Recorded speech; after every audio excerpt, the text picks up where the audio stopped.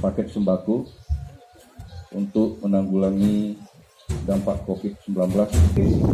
Kita melepas bantuan COVID-19 ini yang berasal dari pemerintah Aceh dan Kabupaten Aceh Tengah. Ini beberapa kecamatan untuk mengurangi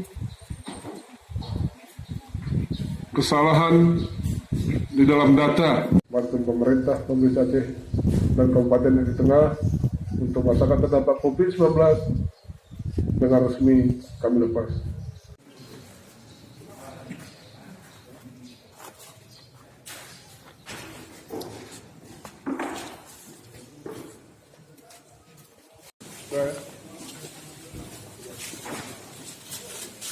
Ini gula 2 kilo. Ya, sama-sama. Premium.